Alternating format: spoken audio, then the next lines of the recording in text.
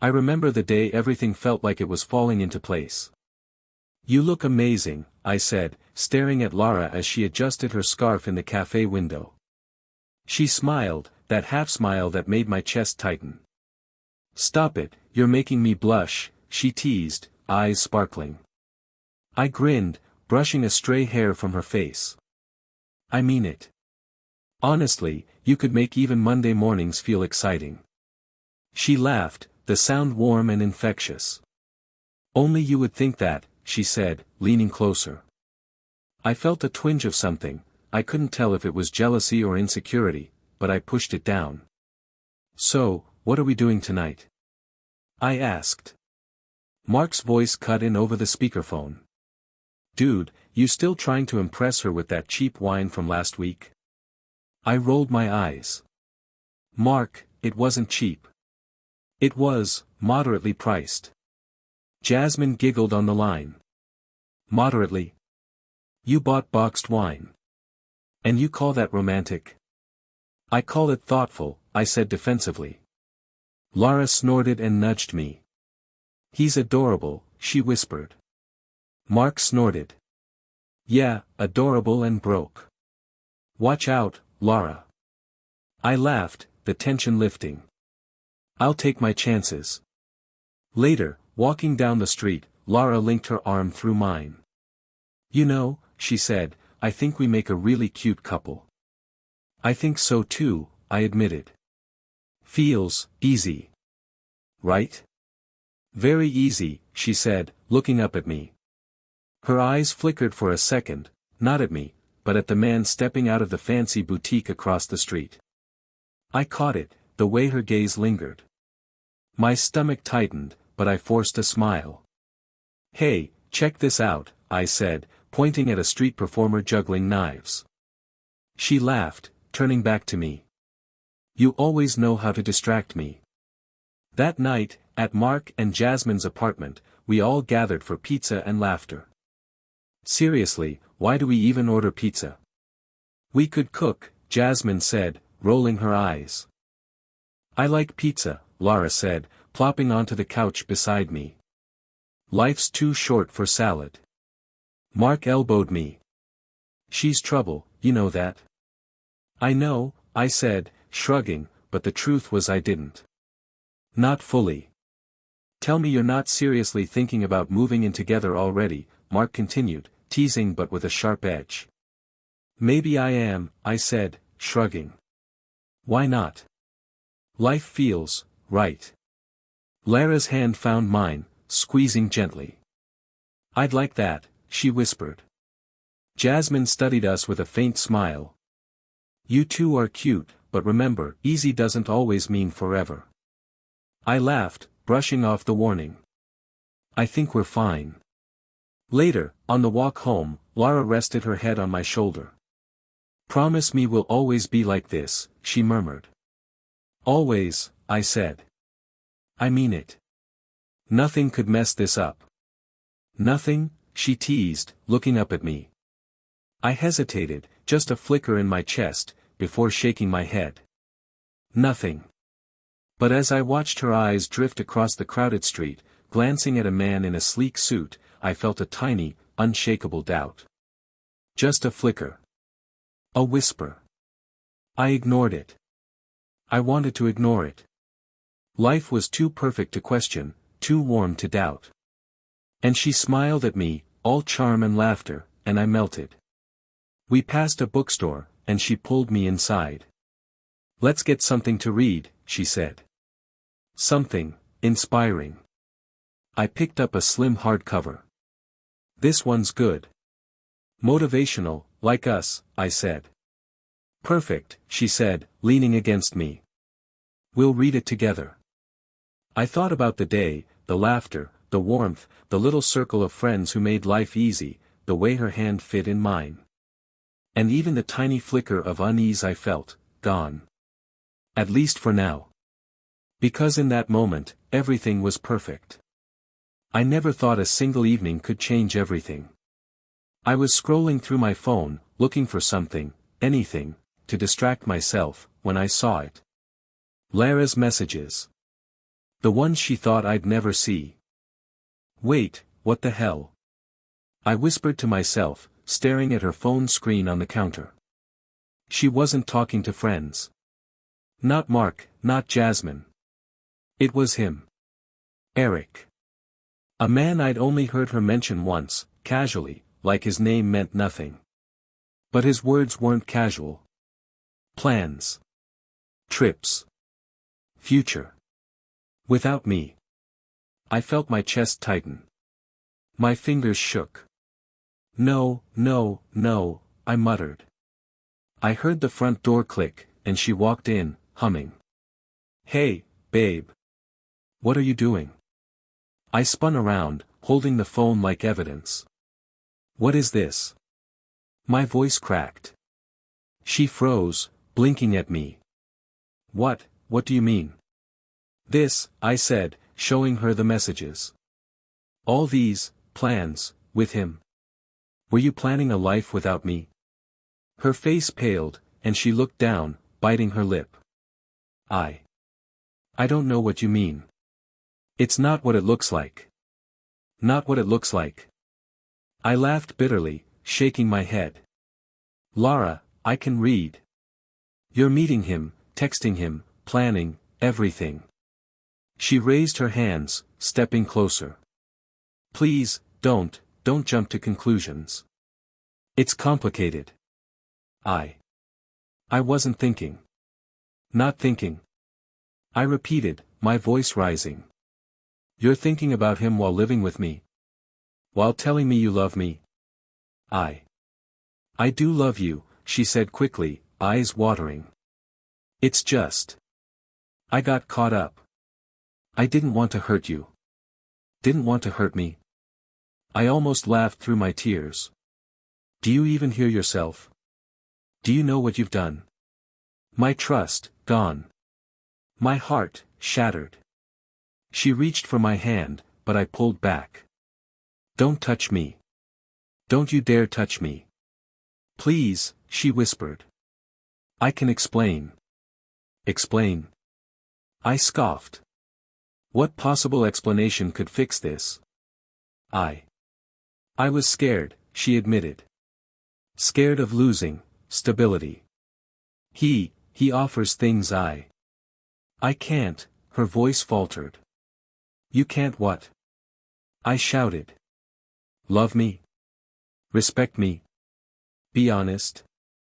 I do love you, she cried. But I didn't think you'd understand. I didn't want to lose you while figuring things out. Figuring things out? I laughed bitterly, pacing. You've been lying. Every message, every secret meeting, figuring things out for him, not for us. Her face fell. I made a mistake. A mistake. I repeated, my voice low, trembling with rage. Lara, this isn't a mistake. This is betrayal. Full-on, crushing, soul-breaking betrayal. She reached out again. I'm sorry. I swear. Sorry doesn't cut it. I shouted, and my voice echoed in the empty apartment. Do you know how it feels to discover the person you love planning a life with someone else? To see your world collapse in a single second? I didn't mean for it to hurt you, she pleaded. I was confused. I thought. You thought. I barked, my hands shaking. Thought about him while lying to me? Thought about his money while holding my hand? She flinched. It wasn't like that. Wasn't like that. I repeated, my chest heaving. Lara, your messages say otherwise. Your words, your plans, everything screams otherwise. I trusted you.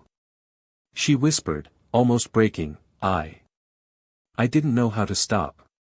I'm sorry.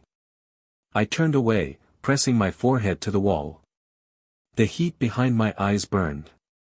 My stomach churned. Betrayal tasted bitter, metallic, real. Every plan, every laugh, every touch, it felt poisoned now. Are you listening to me? She asked softly. I don't know if I want to, I admitted. My voice was hoarse. I don't even know who you are anymore. Please, she begged, tears streaming. We can fix this. I can fix this.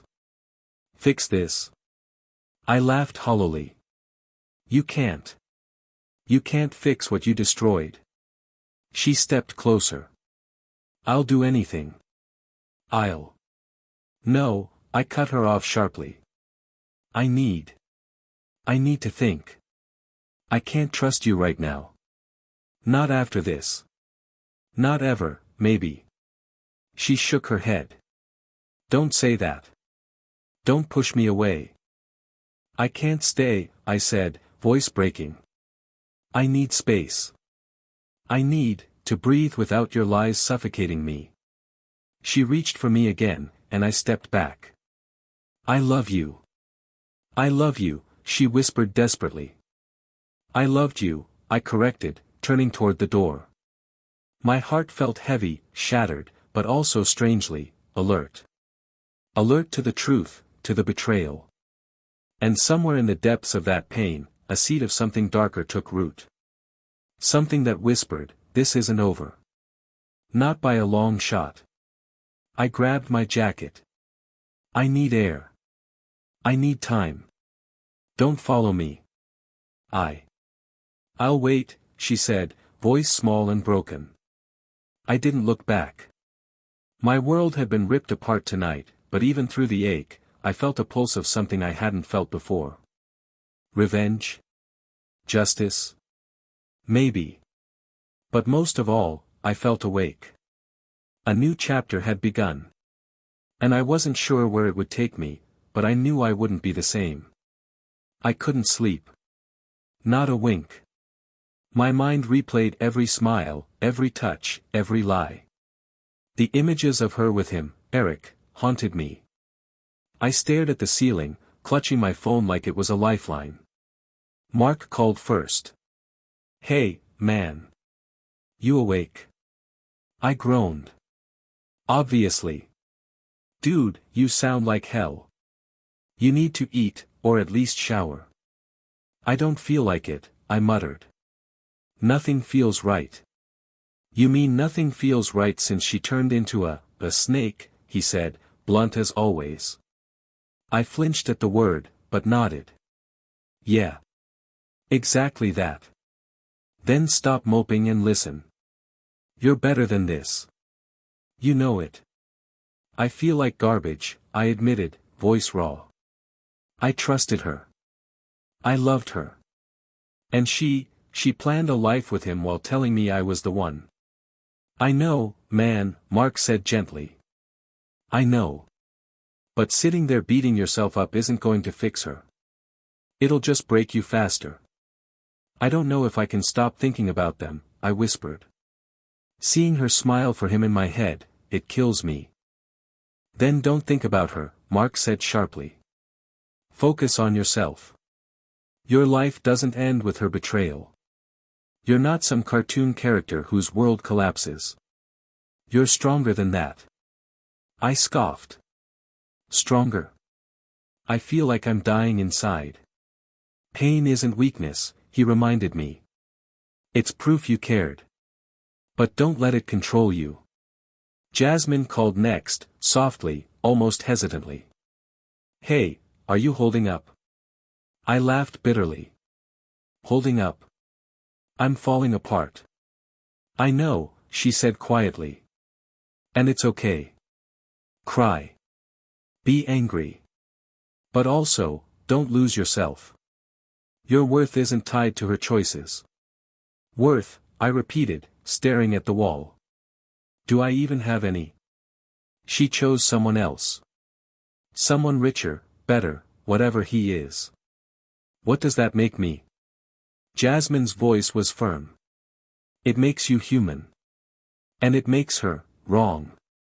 Wrong for treating you like that.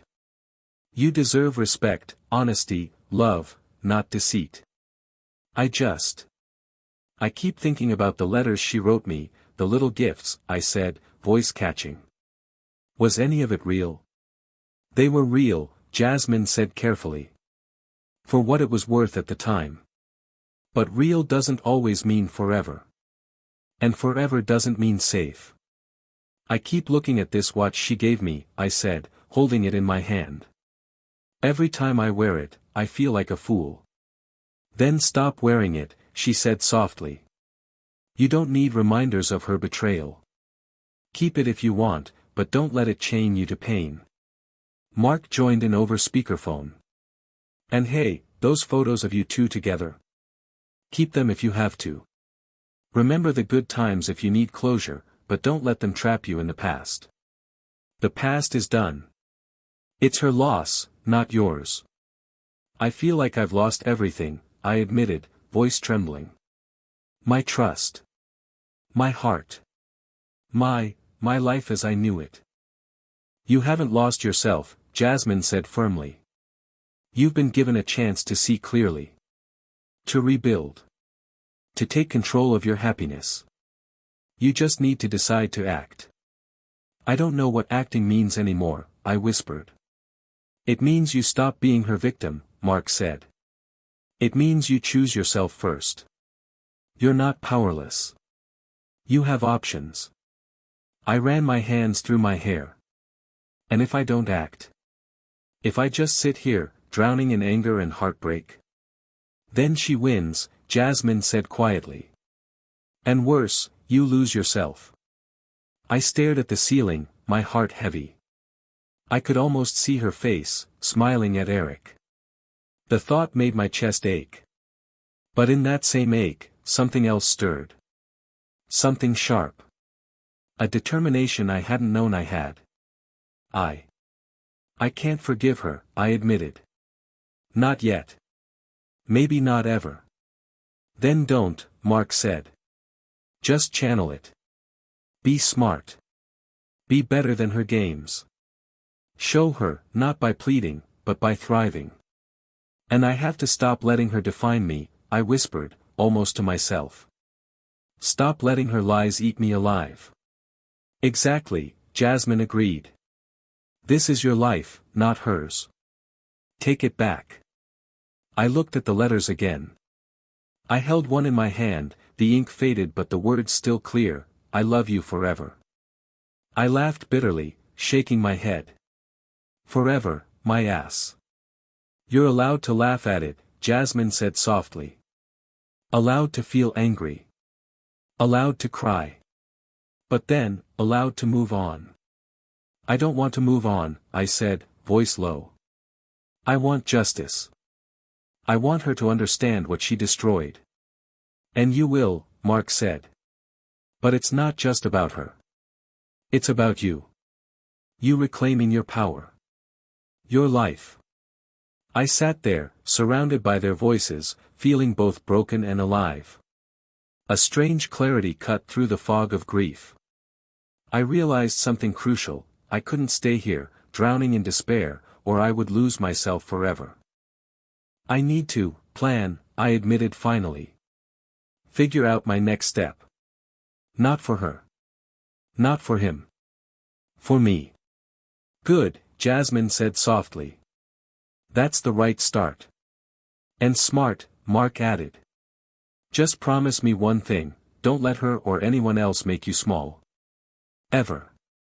I promise, I whispered, finally letting some of the weight lift. I don't know how it'll happen, but I'll get my life back. For the first time in days, I let myself breathe. Pain still throbbed in my chest, but beneath it, something else, resolve, was growing. A fire. A plan. A promise to myself that this betrayal wouldn't define me. That I would emerge stronger. And somewhere in the shadows of my heartbreak, I felt the faint pulse of possibility. Not just survival, but triumph. I woke up that morning with a strange calm. The ache in my chest hadn't gone, but the fire beneath it had grown. I wasn't going to let her betrayal define me. Not anymore. Mark called first thing. Morning, man. Feeling a little less like a zombie today? I laughed softly. A little. Still hurts, but I've made a choice. Oh yeah. Spill it. I'm not letting this break me. I'm going to focus on myself. Work, life, everything. Lara doesn't get the satisfaction of watching me crumble. Damn straight, he said, tone approving. Now that's the guy I know. Jasmine texted soon after, remember, strength is silent. Let them see the results, not the pain. I smiled at her words. They lingered, like a whisper I needed. At the office, Mr. Harrison caught me in the hall. You're early, he noted. I needed a fresh start, I said. He nodded. Good. That's the spirit. Hard work isn't just about hours. It's about focus, determination, and purpose. You have potential, but only if you let it drive you, not distract you. I intend to, I said, feeling the weight of my resolve settle over me. My first meeting was brutal. Numbers, projections, and questions I hadn't anticipated. We need accuracy, now, my coworker said, frowning. I'll double-check everything, I said firmly. I won't let errors slip through. By lunch, my brain was fried. I glanced at my phone. No messages from Lara. Good. She didn't know I was still alive inside my own life. I chuckled quietly to myself. Oblivious, I muttered. Mr. Harrison appeared again. How's the morning going? Tough, but manageable, I said. Tough mornings build strong people, he said, patting my shoulder. Remember that. Every setback is an opportunity in disguise. I nodded, taking in his words. They felt like armor. That evening, I met Mark and Jasmine at our usual cafe. Mark grinned at me. Look at you, Mr. Determined. You've got that spark back. I've decided to focus on growth, I said. Work, networking, building a life she can't touch. You sound unstoppable, Jasmine said. I like it. I think she'll notice eventually, if she even bothers. I don't care if she notices, I said firmly. I'm not doing this for her. I'm doing this for me. Mark leaned back. Good. Karma's a silent partner. She'll feel it one day. Trust me. I smirked. Let her. I'm busy leveling up. Networking events became my new battleground. Hello, I introduced myself, shaking hands, exchanging ideas, expanding contacts. Each conversation felt like a brick in a wall I was building around my future. One evening, after another late meeting, I called Mark. I closed a deal today, I said, proud. See? That's what I'm talking about, he said. Keep it up. Every small victory counts. Feels good, I admitted. Like I'm taking back control. And you are, he said. Don't stop. At home, I caught myself staring at the old letters and gifts Lara had left behind. I picked up a small charm bracelet, running my fingers over it. I don't need you, I whispered, placing it back in the drawer. I never did. The next week brought rejection. A proposal I'd worked on for days was shot down. I sat in my office, frustrated. Damn it. I muttered. Mr. Harrison knocked softly. Mind if I come in? Go ahead, I said, exhaling sharply. Setbacks are temporary, he said, sitting across from me. You've got ambition and intelligence. One rejection doesn't define your trajectory. Use it. Learn. Adjust. Grow. I nodded, feeling my resolve harden. I will. I know you will, he said with a small smile. And one day, you'll look back and see this as the turning point. I left work that night feeling tired but empowered. Each small victory, each late-night hustle, made me feel alive again. The pain of betrayal hadn't disappeared, but it was fueling me, like gasoline on a fire I was controlling. Mark called again. You've been working non-stop. You need a break. I'll take a break when I'm satisfied, I said, smiling faintly. For now, I need momentum. Just, don't burn out, man, he said. I want you standing strong, not collapsing. I'll manage, I assured him. Jasmine sent me a message later, remember, confidence grows silently. Let the results speak louder than your words. I looked around my apartment, at the reminders of her, and laughed softly. You don't get to see this, I whispered. I'm building something you'll never touch. Days passed. Each achievement, each new connection, each challenge overcome strengthened me. I began to see the subtle cracks in her life, rumors, social media posts, the way people talked. I didn't celebrate it aloud, but the knowledge added fuel to my determination. At night, I sat at my desk, writing down goals, planning steps, expanding my career, envisioning a future that wasn't tainted by betrayal. The fire inside me had grown into a controlled blaze, focused on growth and self-respect. Not for her, I murmured to myself. For me. For my life. And in that moment, I felt a surge of power, a sense that my choices, my effort, and my resilience were slowly building a life she could never infiltrate. Karma would do the rest. I only needed to keep moving forward. I walked into the office that morning with a lightness I hadn't felt in months. The ache of betrayal was still there, but it had shifted, hardened into focus. Morning, superstar, Mr. Harrison said, handing me a cup of coffee. Big meeting today. You ready? I've been ready, I said, smiling. Let's get it done. The meeting was intense. Numbers, projections, strategies I'd barely touched before. But I held my ground. I suggest we adjust the rollout by 2 weeks, I said, and allocate additional resources to client engagement. That should improve our retention by at least 15%. My colleague, Sandra, looked impressed. I hadn't considered that approach. Good thinking. Thanks, I said, feeling the first real rush of accomplishment in weeks. Afterward, Mark called. So, you're killing it? I don't know if killing it is accurate, I said. But the meeting went well. People are noticing. I'm respected. Respect, he said, grinning. That's the best revenge, man. Keep it up.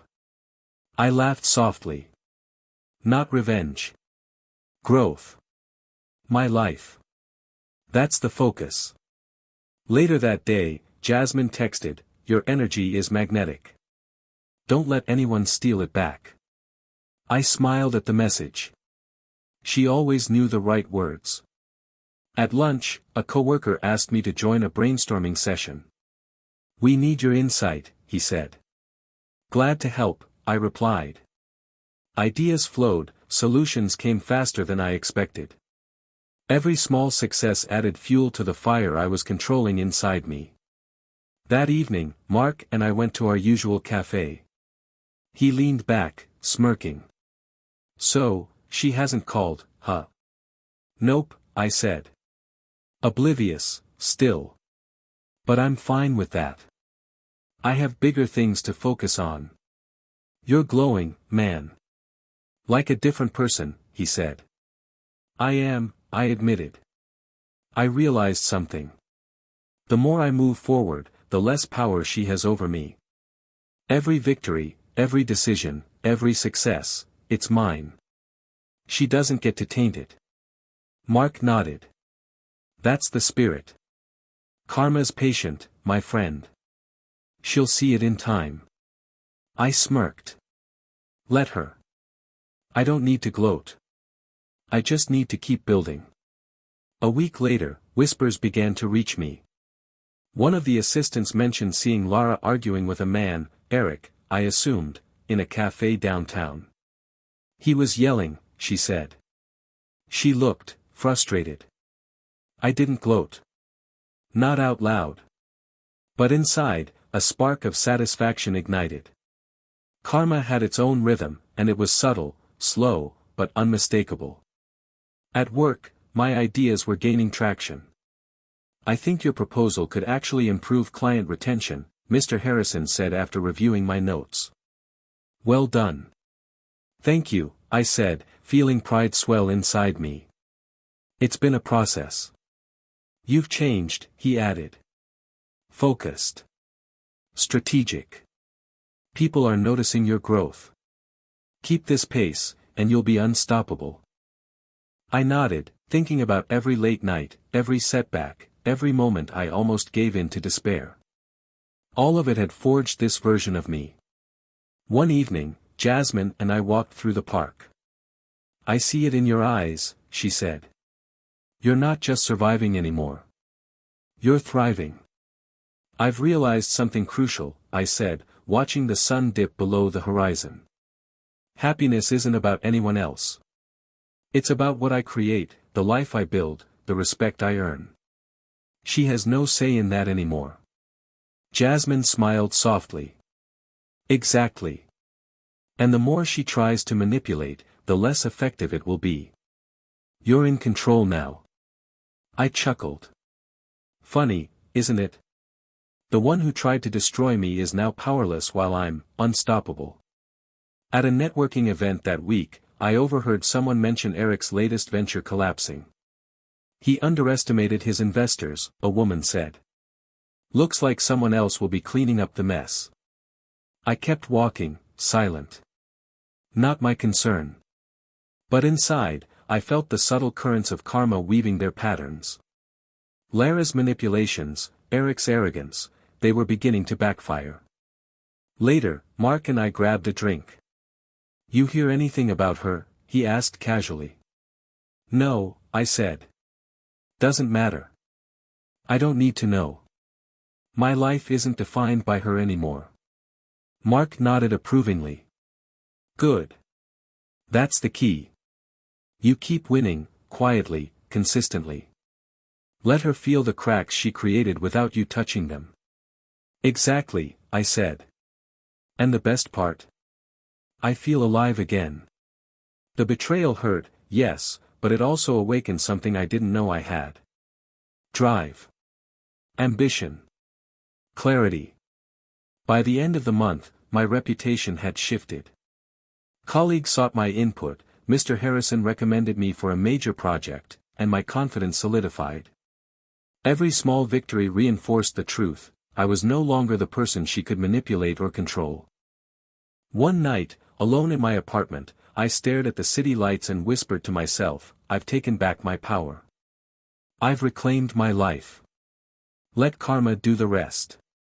And for the first time in months, I felt genuinely free. I saw the first cracks long before anyone else seemed to notice. Rumors filtered through the grapevine, Lara arguing with Eric, her family whispering about her greed, friends questioning her intentions. I didn't gloat. I watched quietly, almost in disbelief at how fast things were unraveling. Mark called that afternoon. So, word is she's in trouble. Apparently, I said, sipping my coffee. He left her. Not officially announced, just, gone.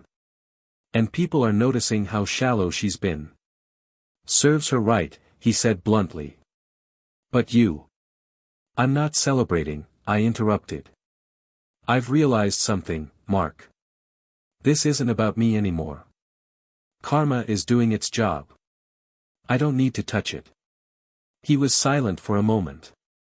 That's new. Good for you.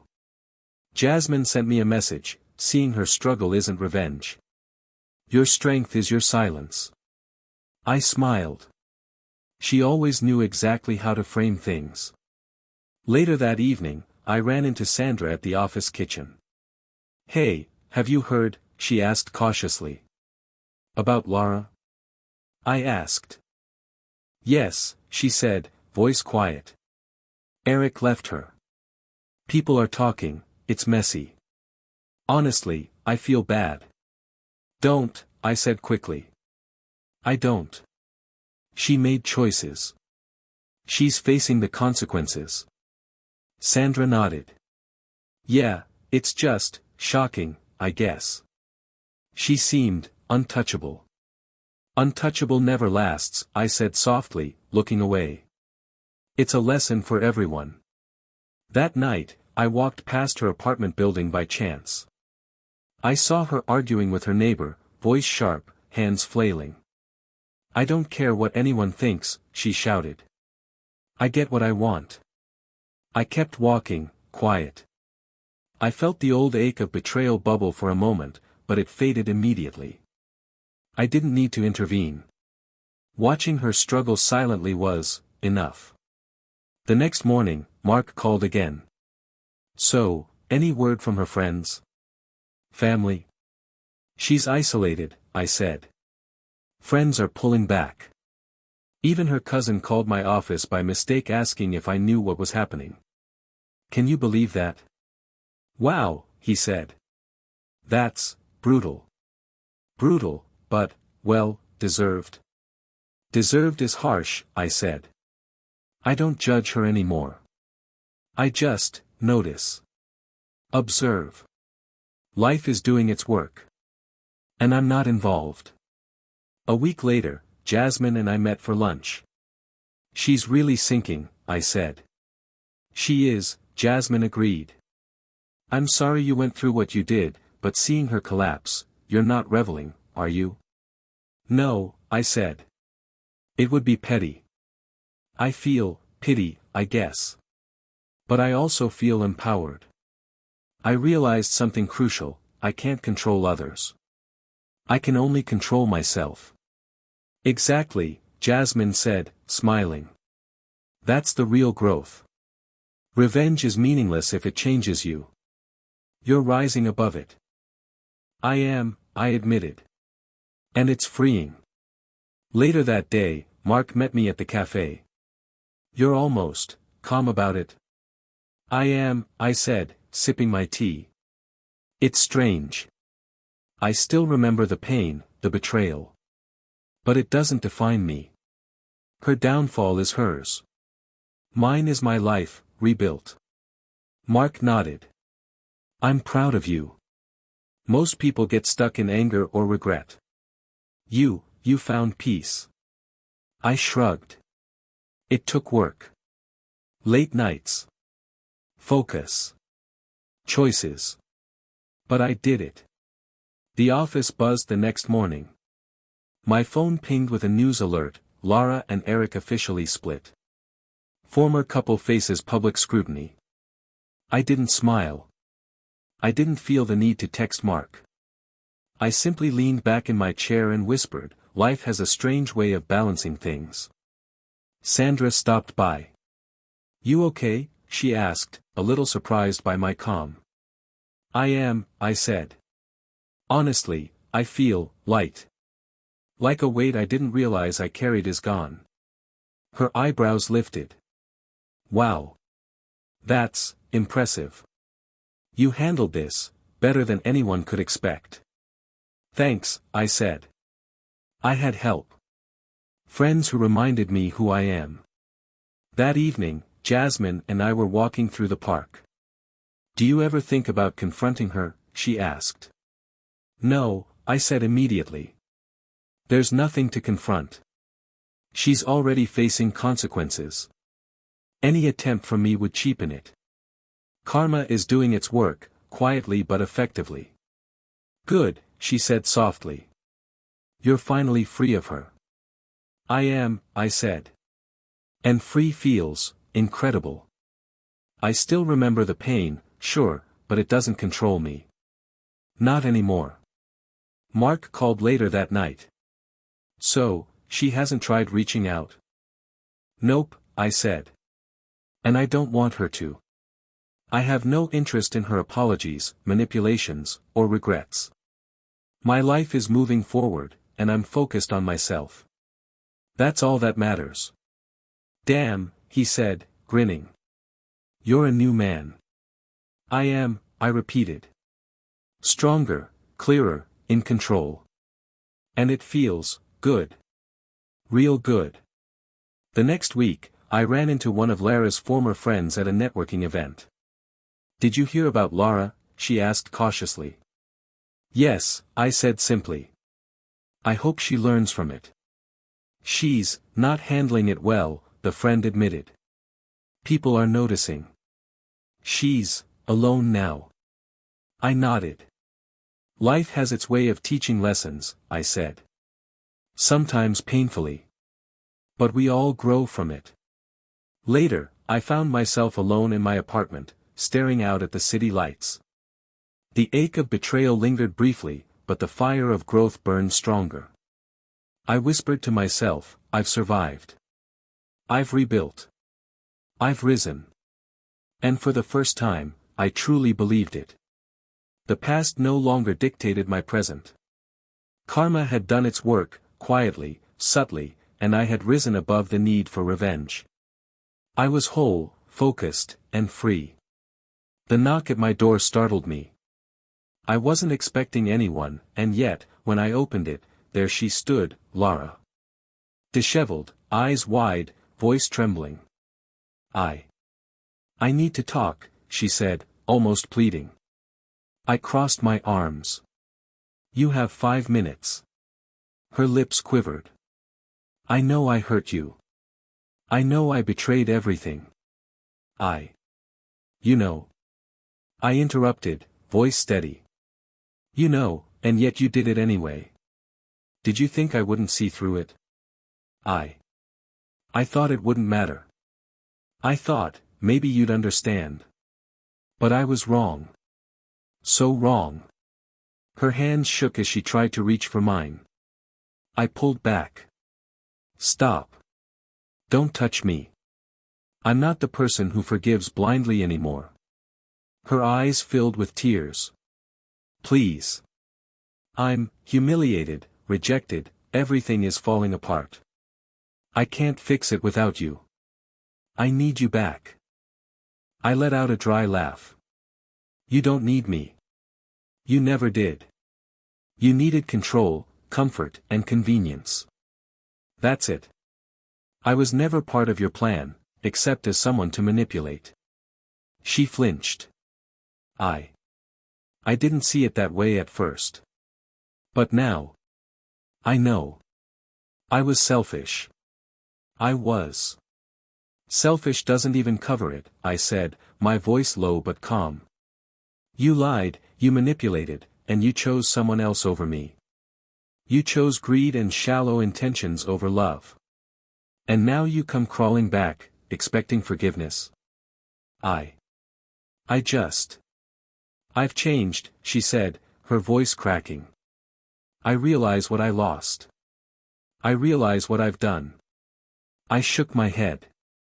You realize it now. After everything. You think a few words can undo months of pain, betrayal, and humiliation. Do you think I'm that naive? Tears streamed down her face. No. I want a chance to make it right. To explain, to be honest this time. I stepped back, feeling a strange mix of old feelings and clarity. Explain. There's nothing to explain. Your choices have consequences. I lived them, I suffered them. And I moved forward. You're late to the lesson. She gasped, voice trembling. You're different. You're strong. I don't know how to reach you. I'm not the same person you left behind, I said. I've grown. I've built a life. I've reclaimed my happiness. And you've dug your own grave. She stumbled back, clutching the doorframe. I'm sorry. Sorry doesn't fix anything, I said firmly. Not now. Not ever. Her lips quivered, and for a moment, I felt a flicker of the love I once had, the warmth, the connection. But it was fleeting, drowned by the clarity I'd earned through pain and effort. You loved me once, she whispered, voice small. You still do, don't you? I shook my head. Love isn't blind anymore. I loved you. I trusted you. But love without respect is useless. I don't need to love someone who doesn't deserve it. Her shoulders slumped. I understand. I don't deserve it. I was foolish, cruel, careless. And that's your consequence, I said. Not me punishing you. Life punishes you when you make choices like that. And now, you see it. She looked at me, broken. I don't know how to fix this. You can't, I said softly, but without hesitation. Not with me. Closure isn't about fixing her. Closure is about freeing myself. And I am free. I'm free of your lies, your manipulation, your selfishness. Her eyes glistened. Do you hate me? I paused. No. Hate is pointless. I pity the part of you that couldn't see love when it was real. That part is yours to live with. I am done with it. Done with you. Done with the pain. I choose myself. She looked down, silent. The room felt heavy, electric with finality. I thought you'd fight me, she whispered. I thought you'd hate me forever. I don't, I said. I just walk away. Stronger, wiser, unbroken. That's what matters. Her lips quivered, and I knew the moment she realized she had lost me, not to anger, not to spite, but to growth, to self-respect, to life beyond her control. I'll leave you alone, she said finally, turning. Good, I said. And remember, your actions have consequences. Don't waste the chance to learn from them. She hesitated, then left.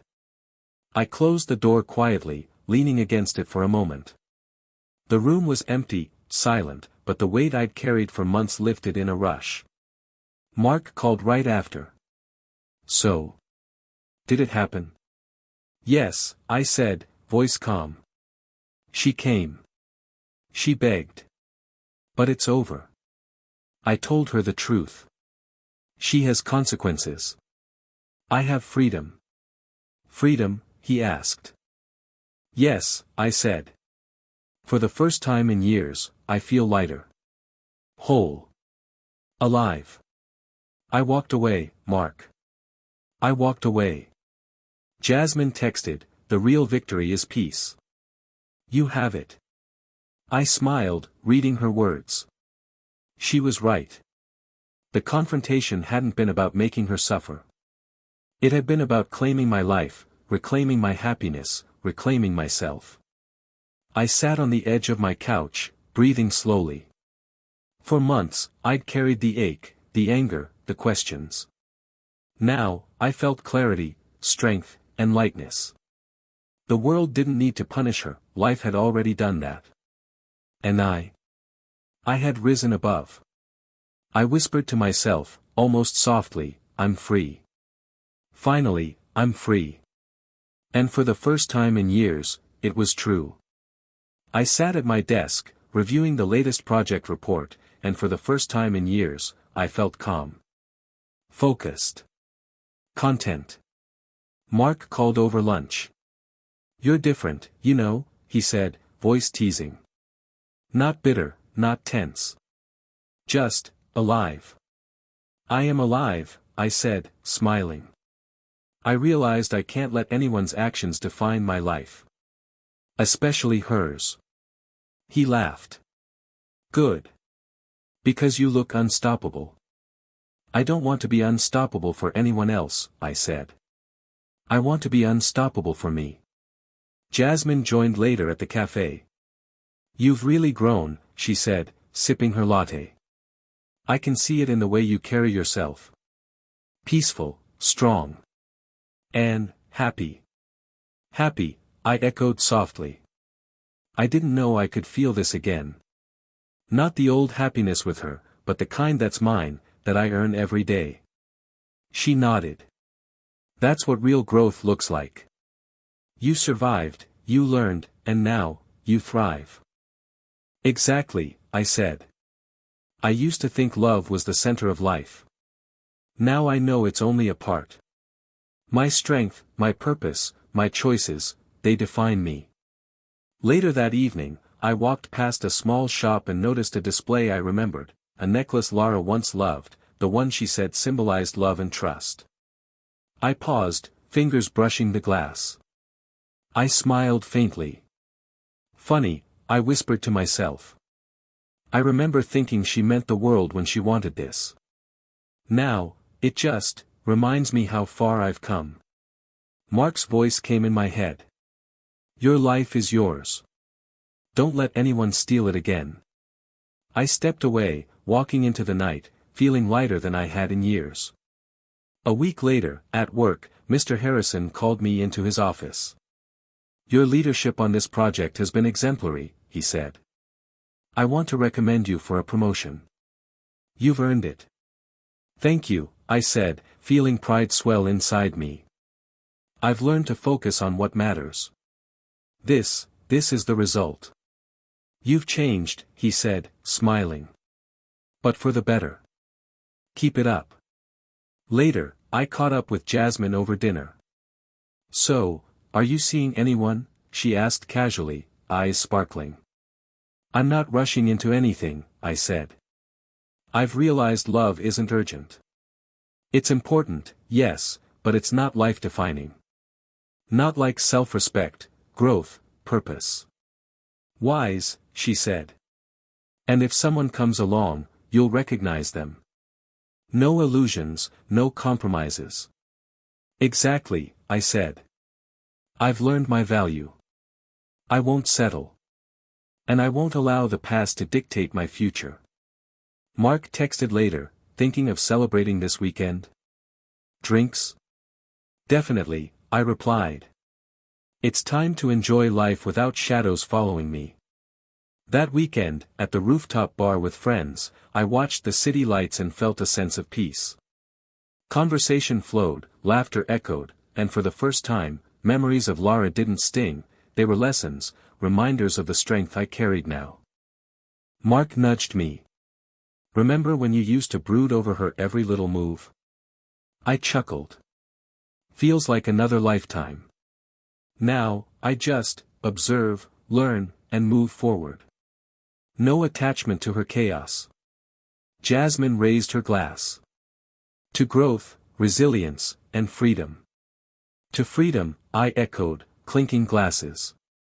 Later, alone in my apartment, I found the box of letters I had kept from the past. Old gifts, notes, little things that once symbolized love, hope, and betrayal. I opened it carefully, letting memories wash over me, not pain, not anger, just awareness. I survived this, I whispered to the empty room. I grew stronger because of it. Not despite it, but because I chose to rise. I set the letters back, closed the lid, and smiled. Each scar was a reminder, not a chain. Each memory was a lesson, not a burden. The phone rang. It was Mr. Harrison, confirming a new opportunity. We want you to lead the next campaign, he said. Your vision and determination are exactly what we need. Thank you, I said, voice steady. I'm ready.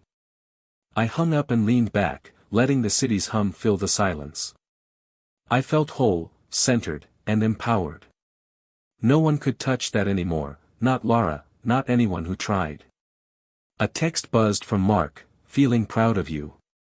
I typed back simply, thanks. Couldn't have done it without you all. And for the first time, I truly believed it. My life was mine, reclaimed, vibrant, and full of possibility. I had risen from the ashes of betrayal, and in the process, discovered my own strength. The past had its place, but it no longer controlled me. I closed the chapter on Lara, on heartbreak, on manipulation, and opened a new one, filled with hope, purpose, and the unshakable knowledge that I could handle whatever life threw at me. I whispered into the quiet night, smiling softly, this is my life. Finally, it's mine.